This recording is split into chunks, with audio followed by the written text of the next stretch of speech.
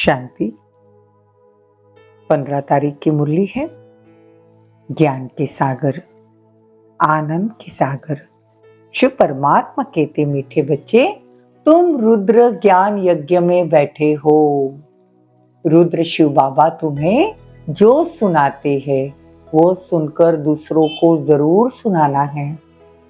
प्रश्न है, बाप ने भी यज्ञ रचा और मनुष्य भी यज्ञ रचते हैं, दोनों में कौन सा मुख्य अंतर है?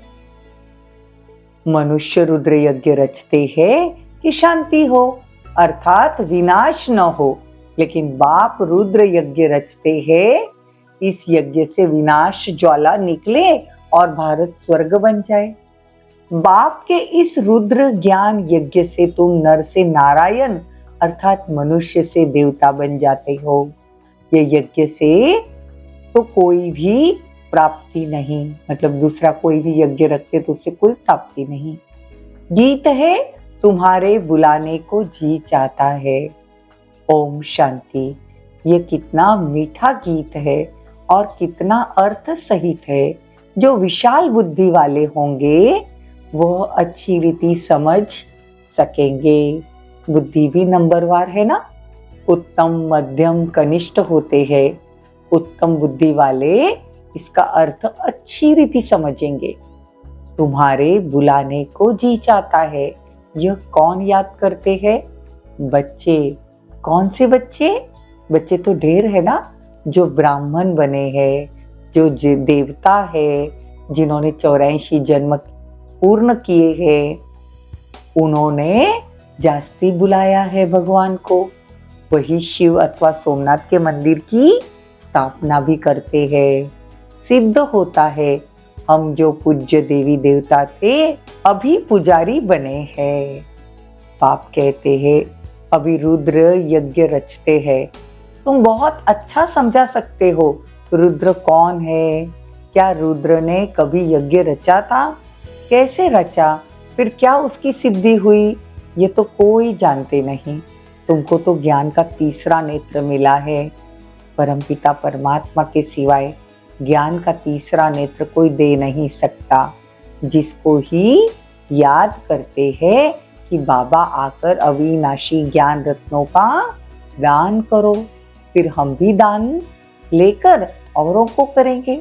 बहुत सहज है, सिर्फ याद दिलाएंगे कि तुम्हारे 2 बाप है।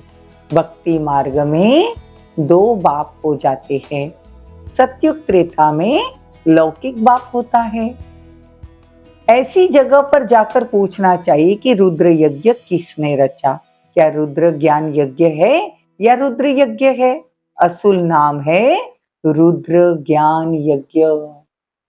भगवान जो यज्ञ रचते हैं उसका नाम ही है राजस्व अश्वमेघ अविनाशी रुद्र गीता ज्ञान यज्ञ। ये यज्ञ भगवान जब स्थापना करते हैं तो इसमें हम पूरे अपने विकारों की आहुति डालते हैं और फिर हम मनुष्य से देवता बन जाते हैं। तो बाप जानते हैं कैसे बीके दुकान संभाल रहे हैं। हम सब बीके हैं ना, ब्रह्म कुमार कुमारी। तो बाबा कहते हैं कि सेठ का कौन सा दुकान अच्छा चलता है, कौन सा मैनेजर अच्छा है, वो तो गुड़ जाने, गुड़ की गोथरी जाने। ये ब्रह्मा है गोथरी। ये बड़ी रमणीक बातें हैं। तो रुद्र ज्ञान यज्ञ के लिए तो लिखा हुआ है, इससे विनाश ज्वाला निकली। ये यज्ञ करते हैं शांति के लिए। दुनिया वाले जो यज्ञ करते वो शांति के लिए। यह है सच्चा सच्चा यज्ञ। उन ब्राह्मणों के तो अनेक सेठ होते हैं, तुम ब्राह्मणों का एक सेठ है। बाप है रुद्र। रुद्र बाप कहो, शिव कहो, सोमनाथ कहो। उसने ज्ञान यज्ञ रचा, उसमें तुम बैठे हो। वह यज्ञ तो 2-4 दिन चलेगा। तुम्हारा यज्ञ ज्ञान यज्ञ तो बहुत बड़ा है, उसमें टाइम लगता है। यह है नर से नारायण अथवा मनुष्य से देवता बनने का यज्ञ। वो तो ऐसे नहीं कहेंगे। बाप बैठ समझाते हैं कैसे उनको सावधान करे। बड़ों बड़ों को बोलो ये यज्ञ जो रचते हैं उसमें भूलते हैं परमपिता परमात्मा को। देखो परमपिता परमात्मा कल्प कल्प संगम पर आते हैं। बड़ों बड़ों को बुलाकर कहना चाहिए कि बाबा आकर बहुत बड़ा यज्ञ रचते हैं, रुद्र ज्ञान यज्ञ। भारत है अविनाशी खंड, तो जरूर भारत के मनुष्य संप्रदाय बहुत ज्यादा होने चाहिए। आदि सनातन देवी देवता धर्म था, उनको सारा कल्प हुआ है। शास्त्रों में 33 कोटि लिख दिया है, परंतु ये समझने की बातें है। देखो ये ड्रामा है, इसमें समझने की बड़ी विशाल बुद्धि चाहिए। और ये गीत भी देखो कितना एक्यूरेट है, बुलाने को जी चाहता है। सबसे पहले 84 जन्म किसने लिए होंगे? जो पहले पहले देवी देवता थे, सो भी भारत में। तो बाबा कहते हैं भारत सबसे बड़ा तीर्थ स्थान है, तुम्हारे में भी नंबरवार यथार्थ रीति भगवान को सब जानते हैं। तुम कहेंगे हम रुद्र ज्ञान यज्ञ में बैठे हैं।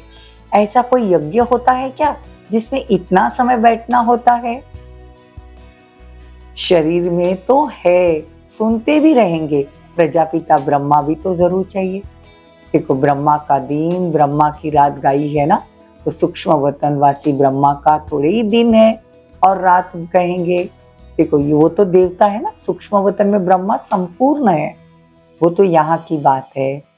कलयुग है रात, सतयुग है दिन। ब्रह्मा को पावन भी बनाने वाला एक ही सतगुरु है। सत बाप, सत टीचर, सतगुरु तीनों इकट्ठे हैं। ये भी बुद्धि में रहे तो कितनी खुशी हो। ये भी समझाना बड़ा सहज है, लेकिन जो सेंसिबल होंगे वही समझाएंगे।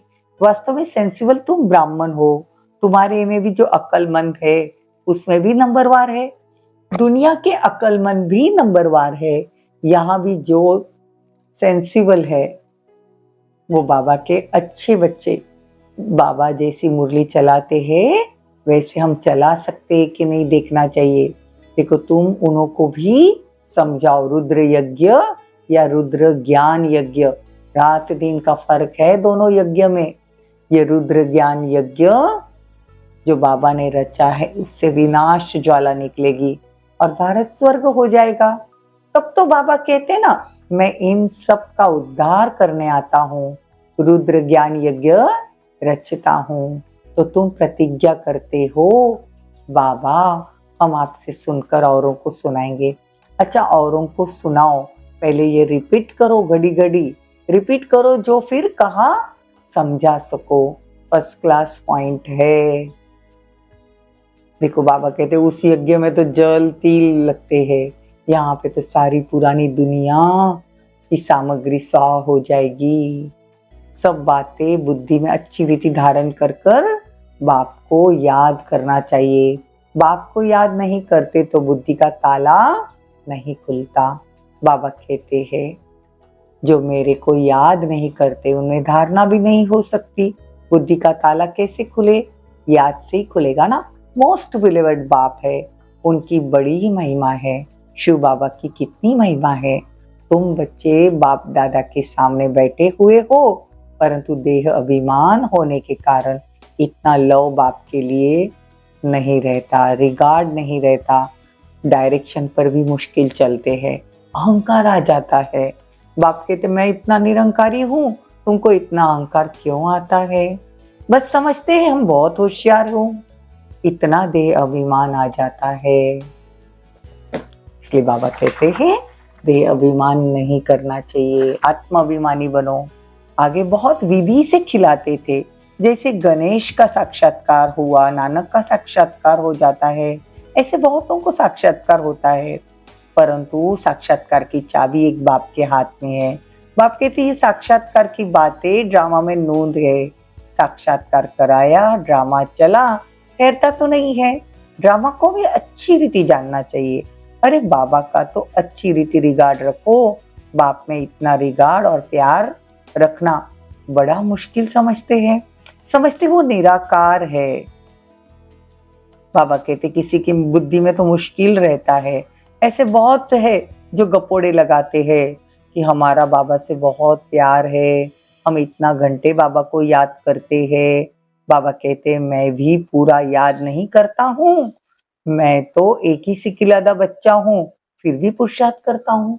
ब्रह्मा बाबा तो बाबा कहते मुझे भी पुरुषार्थ करना पड़ता है। अच्छा, मीठे मीठे सिकिलद्दे बच्चों प्रति माता पिता बाप दादा का याद प्यार और गुड मॉर्निंग। रूहानी बाप की रूहानी बच्चों को नमस्ते। हम रूहानी बच्चों की रूहानी माता पिता बाप दादा को याद प्यार गुड मॉर्निंग नमस्ते थैंक यू बहुत बहुत शुक्रिया। धारणा के लिए मुख्य सार, अर्पण होने के साथ साथ अपनी बुद्धि को विशाल बनाना, उच्च पद के लिए अच्छी रीति धारणा करनी और करानी है। बाप समान निरंकारी बनना है। अहंकार छोड़ बाप से अति लव व रिगार्ड रखना है। देह अभिमान में नहीं आना। वरदान, मालिकपन कर्म इंद्रियों से कर्म कराने वाले कर्म योगी कर्म बंधन मुक्त भव। ब्राह्मण जीवन कर्म बंधन का जीवन नहीं, कर्म योगी का जीवन है। कर्म योगी बनना चाहिए। देखो, कर्म इंद्रियों के मालिक बन जो चाहो, जैसे चाहो, जितना समय कर्म करना चाहो वैसे कर्म इंद्रियों से कराते चलो तो ब्राह्मण से फरिश्ता बन जाएंगे। कर्म बंधन समाप्त हो जाएगा। ये देह सेवा के अर्थ मिली है। कर्म बंधन के हिसाब किताब की जीवन समाप्त हुई। पुरानी देह और देह की दुनिया का संबंध समाप्त हुआ, इसीलिए इसे मर्जीवा जीवन कहते हैं। स्लोगन, दिलाराम के साथ का अनुभव करना है तो साक्षीपन की स्थिति में रहो। ओम शांति। ओम शांति।